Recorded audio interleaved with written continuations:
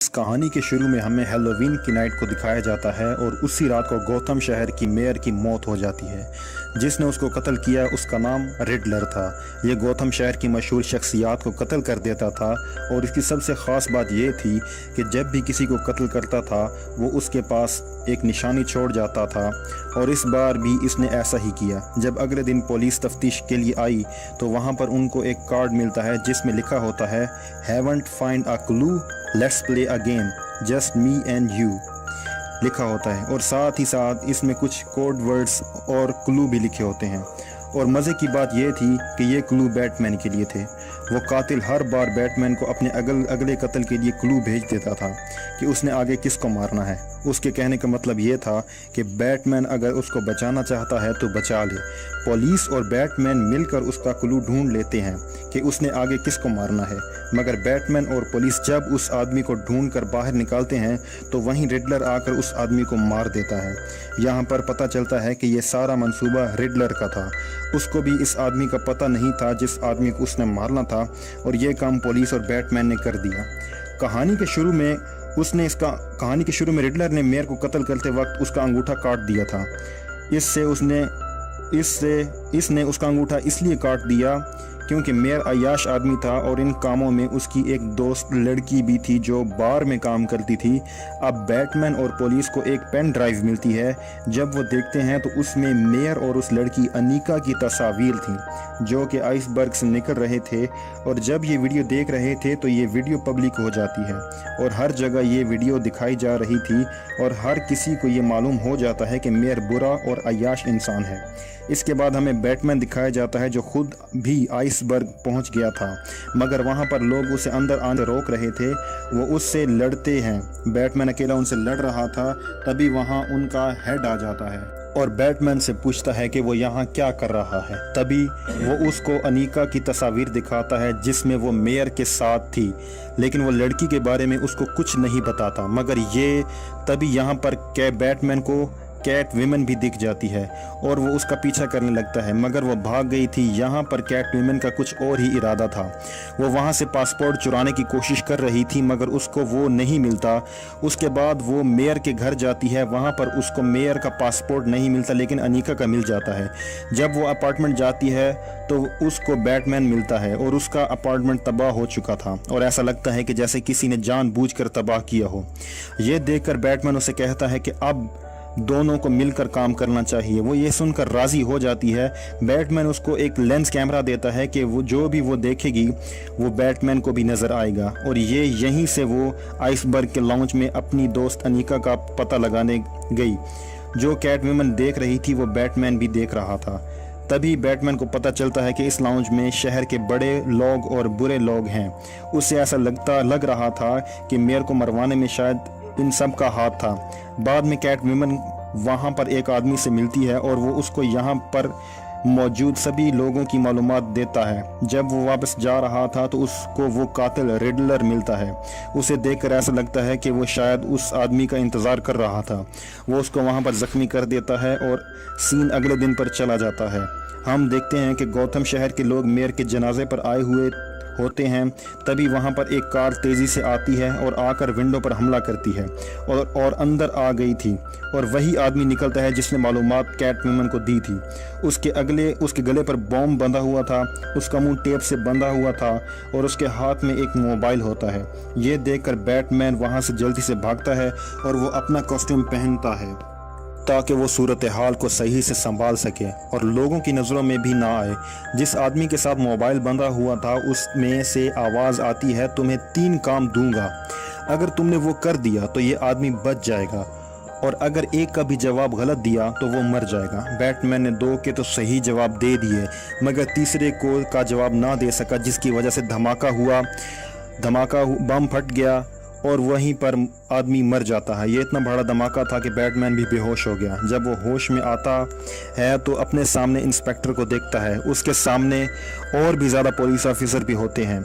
Batman बताता है कि गौतम शहर के बहुत से बुरे लोग पुलिस के साथ मिले हुए हैं, अगर इसका सबूत चाहिए तो मैं दे सकता हूं, क्योंकि कैट विमन को जब मैंने भेजा था तो उसके पास जो लेंस था उसकी सारी फुटेज मुझे मिल चुकी है। वो सोच रहा था कि अगर वो कोई गलत भी काम करता है तो इंस्पेक्टर भी इंस्पेक्टर की जान खतरे में पड़ जाएगी।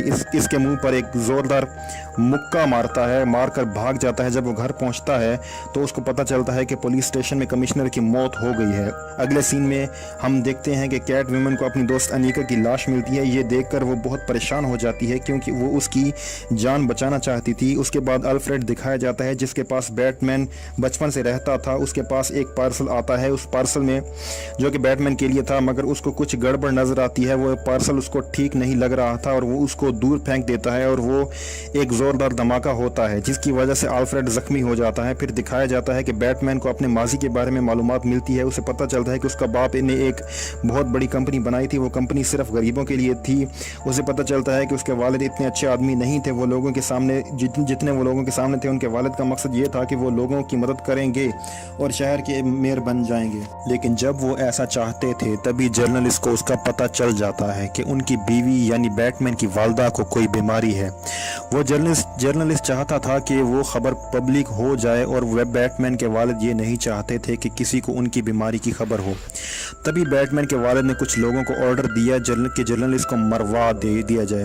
और जब ये सब बातें बैटमैन को पता चलती हैं तो वो बहुत ज़्यादा परेशान हो गया था। उसके बाद वो एक आदमी के पास जाता है जिसका नाम फाल्कन होता है।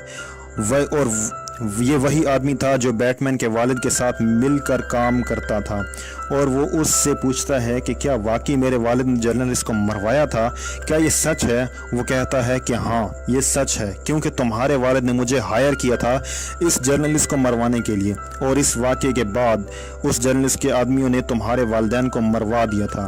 बैटमैन बहुत परेशान था। वो अपने सरबराह यानी अल्फ्रेड के पास जाता है जो उसके लिए सब कुछ होता है। जो बातें अपने वालिदैन के बारे में उसने सुनी थी वो जाकर अल्फ्रेड को बताता है।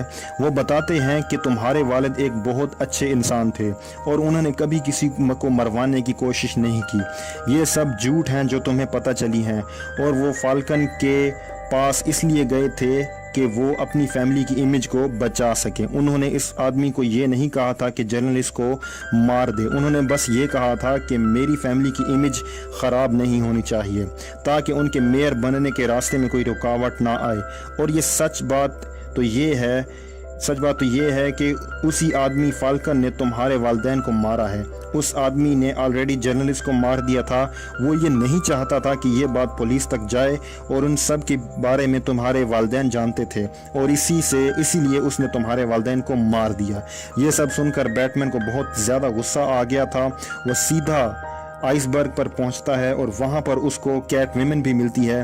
और अब इन दोनों का एक मकसद था, एक तरफ तो कैट वुमन की दोस्त की मौत हो चुकी थी और दूसरी तरफ बैटमैन अपना बदला लेना चाहता था। और मज़े की बात तो ये थी कि फाल्कन कैट वुमन के वालिद थे। तो वो बैटमैन को बताती है कि मेरी माँ भी इसी लाउंज में काम करती थी मगर मेरे वालिद ने कभी मुझे अपनी बेटी तस्लीम नहीं किया और अब मैं अपने वालिद से बदला लेना चाहती हूँ, इन्हें मारना चाहती हूँ। और यहाँ पर ज़ोरदार लड़ाई हो जाती है और कैट वुमन को अपने वालिद की जान लेने का मौका मिल जाता है मगर यहाँ पर बैटमैन और इंस्पेक्टर उसको रोक देते हैं और इसके बाद फाल्कन को पुलिस के हवाले कर दिया जाता है।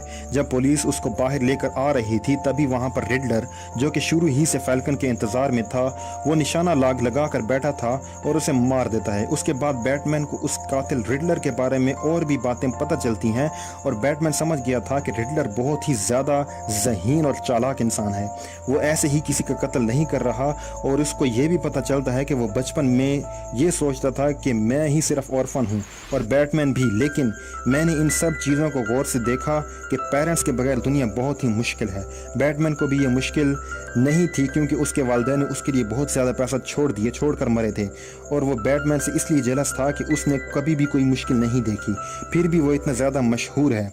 बैटमैन जब उस रिडलर के बारे में मालूम कर रहा था तो उसे मालूम होता है कि रिडलर ने बहुत सारे बॉम्ब्स कार में लगा दिए थे और वो सभी कार पाइपलाइन के पास जाकर फट जाती हैं और वहाँ पर ज़ोरदार धमाका होता है। वहाँ पर बहुत सारा पानी भर गया था। गौथम शहर के सारे लोग गौथम के गार्डन में चले जाते हैं। ये सब रिडलर का मंसूबा था और वो जानता था कि आगे क्या होने वाला है। तभी वहाँ पर रिडलर के लोग गन्स लेकर आ जाते हैं सभी को मारने के लिए। तभी बैटमैन और कैट वुमन आकर लड़ाई करते हैं और उन्हें रोकते हैं। वो अपने स्किल्स को इस्तेमाल करके लड़ाई करते हैं और गन्स भी ले लेते हैं। इसी तरह गौथम शहर बच जाता है और रिडलर को पकड़ लिया जाता है और जेल में डाल दिया जाता है। اگلے آخری سین میں ہمیں دکھایا جاتا ہے کہ ریڈلر جس سیل میں بند کیا گیا تھا اس کے ساتھ والے سیل میں جوکر ہوتا ہے جو کہ اس کے ساتھ بات کر رہا تھا، اور مووی وہیں ختم ہو جاتی ہے۔